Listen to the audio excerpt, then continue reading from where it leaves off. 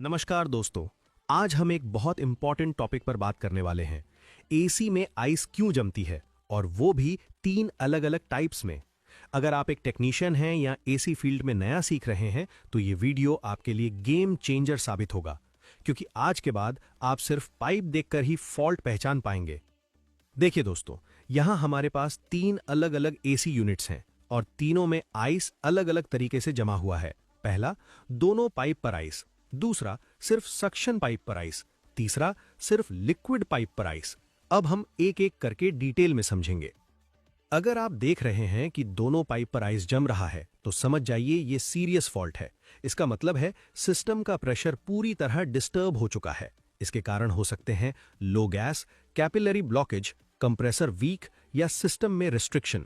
अंदर क्या हो रहा है? गैस का फ्लो सही नहीं हो पा रहा, प्रेशर गिर रहा है और पूरा सिस्टम फ्रीज हो रहा है। वार्निंग, अगर इस कंडीशन में एसी चलाते रहे तो कंप्रेसर डैमेज हो सकता है।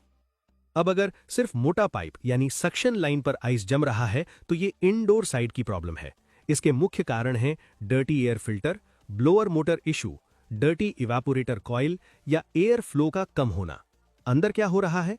कॉइल ठंडी हो रही है लेकिन हीट एब्जॉर्ब नहीं हो रही, इसलिए पाइप फ्रीज हो जाता है। याद रखें, एयर फ्लो नहीं तो आइस जरूर।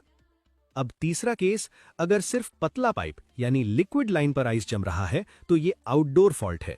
इसके कारण हो सकते हैं low refrigerant, capillary tube block, filter dryer choke या कंप्रेसर वीक। इस सिचुएशन में गैस फ्लो रिस्ट्रिक्ट हो जाता है, प्रेशर अचानक गिरता है और लिक्विड लाइन फ्रीज हो जाती है, यानी फ्लो डिस्टर्ब तो आइस कंफर्म। एक बहुत जरूरी बात ध्यान रखें, अगर एसी में आइस जमना शुरू हो जाए तो उसे कंटिन्यूअस मत चलाइए। कूलिंग के लिए फोर्स मत कीजिए, इससे कंप्रेसर खराब हो सकता है और आपका खर्चा बहुत बढ़ सकता है।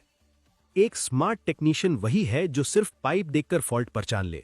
मोटा पाइप आइस मतलब इनडोर प्रॉब्लम, पतला पाइप आइस मतलब आउटडोर प्रॉब्लम, दोनों पाइप आइस मतलब मेजर फॉल्ट। डायग्नोसिस सही तो रिपेयर आसान।